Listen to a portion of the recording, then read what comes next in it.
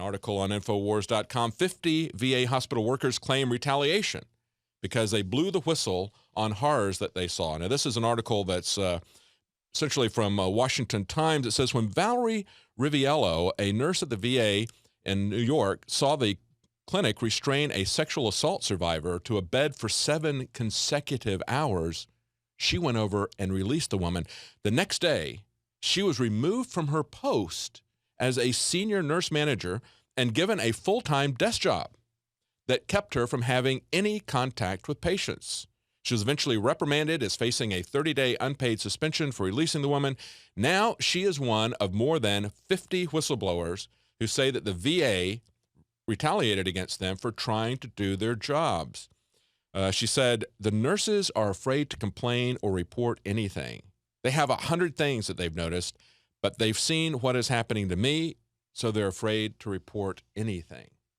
See, that's the concern. Always when people report wrongdoing, the whistleblowers themselves are attacked. That's why we have whistleblower laws. And yet we have Obama, who has essentially come against people who are blowing the whistle, who are exposing criminal actions.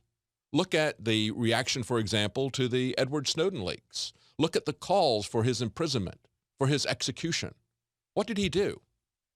He exposed that our government is violating the law.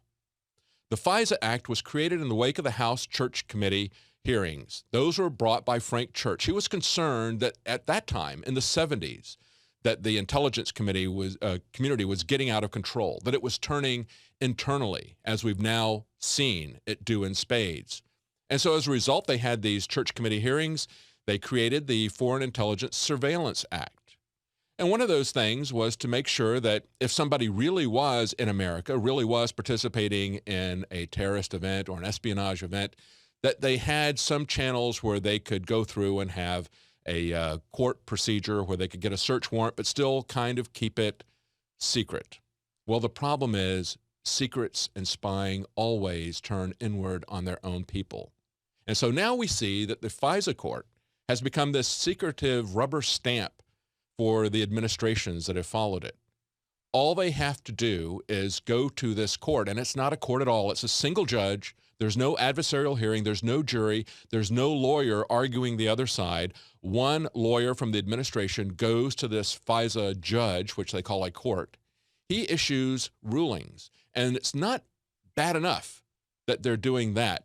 What they're doing is they're keeping these rulings secret while pretending that it's modifying the rule of law, that it's modifying our constitutional protections that are recognized, our rights that are recognized under the Constitution.